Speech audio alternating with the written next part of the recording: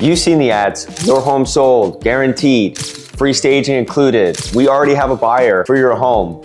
Sounds pretty amazing, right? But here's the thing, not all these offers mean what sellers think that they mean. Some of them are legitimate, yes, and can actually help you, but others, depending on how they're structured, they can quietly cost you tens of thousands of dollars. So in this video, I want to walk you through what these programs really are, when they make sense, and the red flags to look for before you sign anything. Let's start with the big one. You've seen this everywhere, the guaranteed sale. The pitch usually sounds something like this: if your home doesn't sell by a certain date, we'll buy it ourselves. And for sellers, that sounds pretty comforting. You get the security of knowing your home won't just sit on the market forever, and if you're trying to buy your next place, it gives you peace of mind that you can lock it in with no risk. And in fairness, look, some of these programs can genuinely be helpful. If they're structured transparently and at fair market value, those are the key words. The issue is when the guaranteed price is set far below what your home is actually worth, which is very often the case in these scenarios. So what's happening is the agent or the investor is protecting their risk. They're not maximizing your return. Here's how it commonly works. So the agent will hire an appraiser. This is at the seller's expense. And if the agent agrees with that appraised value, they will offer you 95% of that. Then the agent will buy the property firm with the longer closing, usually about 120 days. Then the agent will list the property at market value, which is often higher than the appraised value.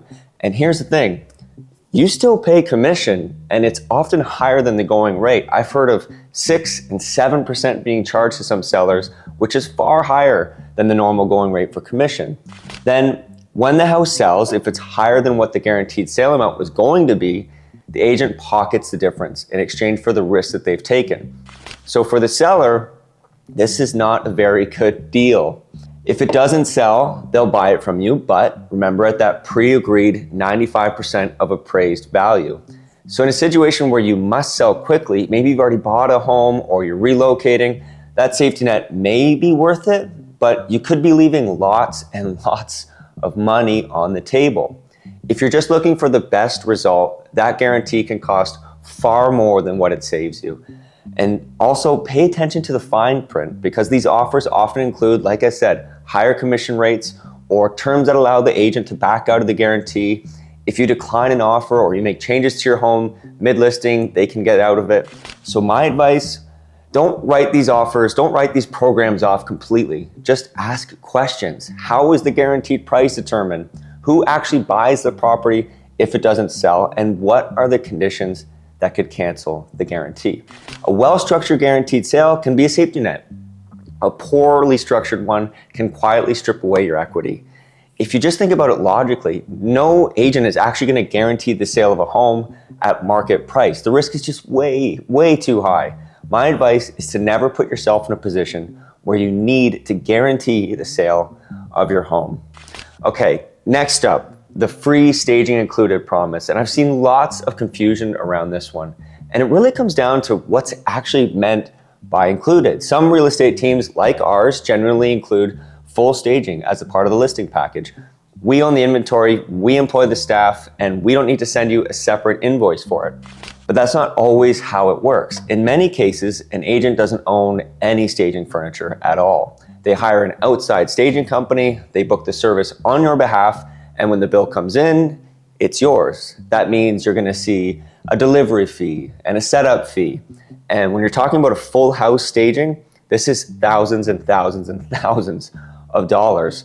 And the biggest of all, a monthly rental charge that continues as long as your home is on the market. And I've seen rental amounts as high as $4,000 or $5,000 a month, which adds up super quickly in a market like this one, where you can be on MLS for months. And we hear stories where sellers are left wondering, wait, wasn't that staging supposed to be included? Now, there's nothing inherently wrong with an agent partnering with a staging company. The issue is when it isn't explained clearly up front. So before you sign, simply ask, who's paying for the staging? Is it you, or is the brokerage paying for it? And are there any monthly rental fees? If you get those answers, in writing, you'll avoid any unpleasant surprises later on. And honestly, good staging is absolutely worth doing. It changes how buyers perceive your home, and it can directly affect your sale price. Just make sure you understand what included really means before committing to anything. And finally, let's talk about the phrase that gets almost every seller's attention. We already have a buyer for your home. And sometimes this is completely true. Maybe the agent is working with the buyer actively looking in your neighborhood, or they've sold similar properties recently and they know the buyers that missed out. But other times, this is where you want to be careful. It's more of a conversation starter than a reality. Agents use it to open the door, get a listing appointment, and start a dialogue about selling. And look, that's not unethical necessarily by itself, it's marketing, but it can become a problem when the promise of a specific buyer is used to rush a seller into signing something before confirming the details. So if you ever hear that line, ask a few questions. Who is the buyer? Have they seen my property or one like it? Are they pre-qualified? And if this buyer doesn't move forward, what's the next step?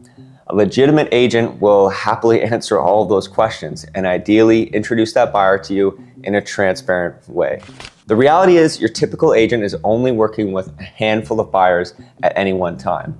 The odds that they have someone interested in an off-market property are super, super low. On a bigger team, agents have access to bigger pools of buyers and know what their colleagues' clients are looking for as well, so the likelihood can be much greater. And sometimes a pre-market or exclusive sale can work beautifully. Less disruption, faster turnaround, maybe smoother move. There are many clients that just don't want the whole neighborhood seeing the inside of their house, or they don't have the time to do all this sprucing up that MLS requires.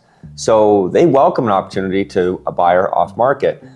But if that buyer never seems to materialize and you find yourself in a 6-month listing contract, you'll wish you had asked for the details in writing first. At the end of the day, most of these programs aren't inherently bad. They just need to be handled with honesty and clarity.